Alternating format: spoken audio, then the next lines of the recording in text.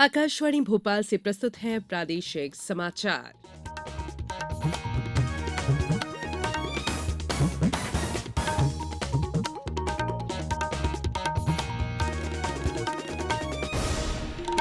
नमस्कार, समाचारों के साथ मैं संयुक्ता बैनर्जी। सबसे पहले मुख्य समाचार। G20 संस्कृति कार्य समूह की पहली बैठक आज से खजुराहो में। अब से कुछ देर में जन भागीदारी के लिए रन फॉर कल्चर दौड़ शुरू होगी। राज्य में विकास यात्रा अंतिम दौर में। मुख्यमंत्री ने कहा 7 लाख आवेदनों में से 5.5 लाख आवेदनों का निराकरण किया गया। केंद्रीय सूचना और प्रसारण मंत्री अनुराग ठाकुर ने बजट को आम आदमी के हितों को आगे बढ़ाने वाला बताया। और प्रदेश में कल रोजगार दिवस के तहत युवाओं को वित्तीय सहायता देने के कार्यक्रम आयोजित होंगे। अब समाचार विस्तार से। खजुराहो में आज से 25 फरवरी तक G20 संस्कृति कार्य समूह की पहली बैठक का आयोजन किया जा रहा है। भारत का G20 संस्कृति ट्रैक कल्चर फॉर लाइफ के विचार पर आधारित है, यानी निरंतर जीवन के लिए एक अभियान के तौर पर पर्यावरण के प्रति जागरूक जीवन शैली। हमारे छतरपुर संवाददाता के अनुसार केंद्रीय संस्कृति और पर्यटन मंत्री जी किशन रेड्डी आज दोपहर में खजुराहो पहुंचेंगे। वे शाम को G20 प्रदर्शनी के शुभारंभ कार्यक्रम में भाग लेंगे और G20 के प्रतिनिधियों को संबोधित करेंगे। पेश है हमारे संवाददाता की रिपोर्ट। केंद्रीय संस्कृति और पर्यटन मंत्री जी किशन रेड्डी, मध्य प्रदेश के मुख्यमंत्री शिवराज सिंह चौहान, केंद्रीय सामाजिक न्याय एवं अधिकारिता मंत्री डॉक्टर वीरेंद्र कुमार और केंद्रीय संस्कृति राज्य मंत्री श्रीमती मीनाक्षी लेखी आज महाराजा छत्रसाल कन्वेंशन सेंटर में रीएड्रेस रिटर्न ऑफ ट्रेजर अर्थात पुरा वैभव की वापसी नामक प्रदर्शनी का उद्घाटन करेंगे। G20 देशों के प्रतिनिधियों के लिए खजुराहो नृत्य महोत्सव सहित विभिन्न सांस्कृतिक कार्यक्रमों का आयोजन किया गया है। प्रतिनिधियों को पश्चिमी समूह के मंदिरों का भी भ्रमण कराया जाएगा। ये मंदिर यूनेस्को की विश्व धरोहर स्थलों में शामिल हैं। उन्हें पन्ना टाइगर रिजर्व भी ले जाया जाएगा। सांस्कृतिक कार्य समूह बैठक के पहले दिन पद्मश्री नेकराम को मोटे अनाज का अंतर्राष्ट्रीय वर्ष मनाने के लिए आमंत्रित किया गया है। उन्हें मिलेटमैन के रूप में जाना जाता है। संजीव शर्मा, आकाशवाणी समाचार, भोपाल। वहीं बैठक के पूर्व अब से कुछ ही देर बाद सुबह 8 बजे से जन भागीदारी के तहत रन फॉर कल्चर शुरू होगी। आज शाम मुख्यमंत्री शिवराज सिंह चौहान आदि वर्ग संग्रहालय का लोकार्पण करेंगे। पर्यटकों को प्रदेश के अंचलों और जनजातियों की सभ्यता और संस्कृति से परिचित कराने के लिए संग्रहालय बनाया जा रहा है, जिसका पहला चरण पूरा हो गया है। राज्य में विकास यात्रा अपने अंतिम चरण में है। अब तक विकास यात्रा में प्रदेश के 44,240 वार्ड और गांव कवर किए जा चुके हैं।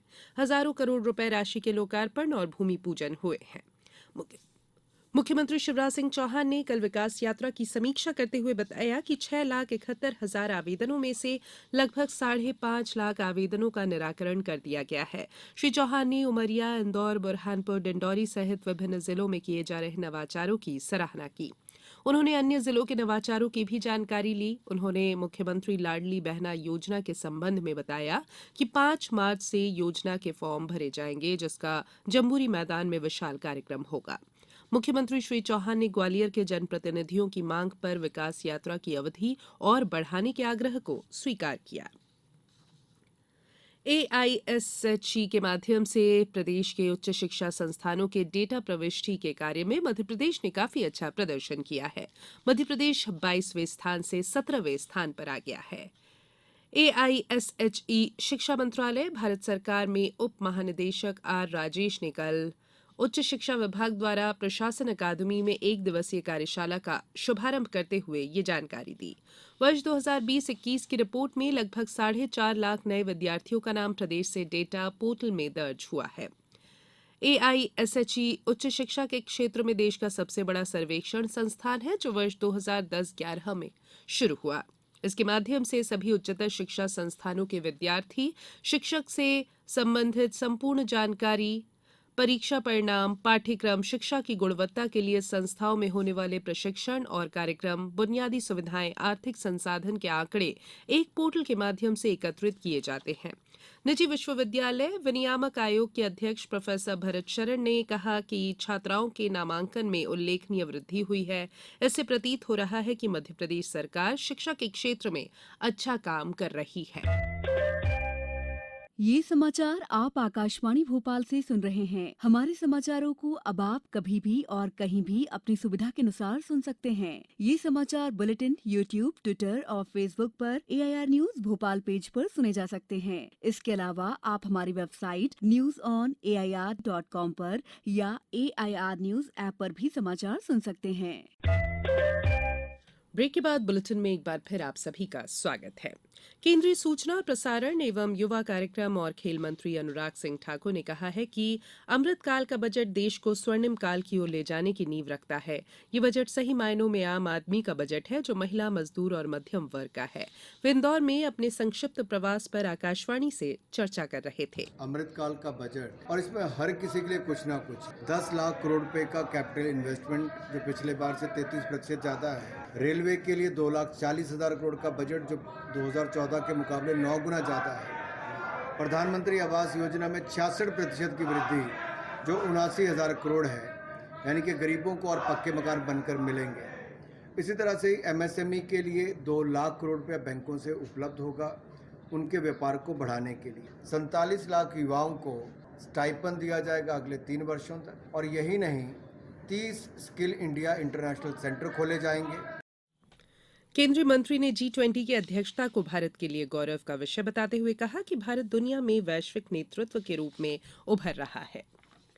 प्रदेश में कल से सभी 52 जिलों में हो रहे रोजगार दिवस कार्यक्रमों में लोगों को स्वरोजगार के लिए वित्तीय सहायता उपलब्ध करवाई जाएगी। राज्य स्तरीय रोजगार दिवस कार्यक्रम उज्जैन जिले के महिदपुर में होगा, जिसमें मुख्यमंत्री शिवराज सिंह चौहान चयनित युवाओं को स्वरोजगार स्थापना के लिए वित्तीय राशि के चेक और स्वीकृति पत्र वितरित करेंगे। MSME सचिव और उद्योग आयुक्त P नरहरि ने बताया कि 1 अप्रैल 2022 से 16 फरवरी 2023 तक 28,32,475 लोगों को वित्तीय सहायता प्रदान करने के साथ ही स्वरोजगार स्थापित कराया जाकर देश में कीर्तिमान बनाया गया है।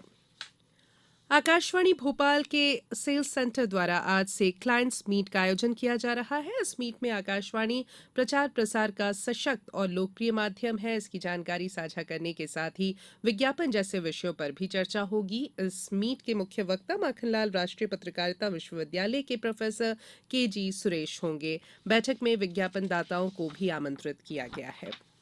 केंद्रीय सूचना और प्रसारण मंत्रालय के केंद्रीय संचार ब्यूरो द्वारा स्वतंत्रता संग्राम के अमर शहीदों के साथ ही भारत सरकार के सेवा सुशासन के 8 वर्षों पर केंद्रित डिजिटल प्रदर्शनी का कल मंदसौर में शुभारंभ हुआ। प्रदर्शनी राजीव गांधी PG कॉलेज मंदसौर में लगाई गई है, जो 25 फरवरी तक चलेगी। अब कुछ समाचार संक्षेप में। राज्य शासन ने अनूपपुर निवासी रामलाल रोतेल को राज्य स्तरीय कोल विकास प्राधिकरण के अध्यक्ष पद पर नियुक्त किया है। खंडवा में विकास यात्रा के दौरान वन मंत्री डॉक्टर कुंवर विजय शाह ने खालवा ब्लॉक के ग्राम सोनपुरा में लगभग 2 करोड़ रुपए की लागत से बनने वाली सड़क का भूमि पूजन किया। झाबुआ में कलेक्टर रजनी सिंह के द्वारा छात्रावासों का औचक निरीक्षण किया गया। 3 छात्रावास अधीक्षकों को लापरवाही बरतने पर तत्काल प्रभाव से निलंबित किया गया है। और चंबल संभाग के मुरैना, भिंड और श्योपुर जिले में 19 फरवरी तक अवैध खनिज उत्खनन और परिवहन के 1290 प्रकरण पंजीबद्ध किए गए हैं। अंत में बुलेटिन के मुख्य समाचार एक बार फिर। G20 संस्कृति कार्य समूह की पहली बैठक आज से खजुराहो में, अब से कुछ ही देर में जन भागीदारी के लिए रन फॉर कल्चर दौड़ शुरू होगी। राज्य में विकास यात्रा अंतिम दौर में, मुख्यमंत्री ने कहा 7 लाख आवेदनों में से 5.5 लाख आवेदनों का निराकरण किया गया। केंद्रीय सूचना और प्रसारण मंत्री अनुराग ठाकुर ने बजट को आम आदमी के हितों को आगे बढ़ाने वाला बताया। और प्रदेश में कल रोजगार दिवस के तहत युवाओं को वित्तीय सहायता देने के कार्यक्रम आयोजित होंगे। बुलेटिन में इतना ही। इजाजत दीजिए। नमस्कार।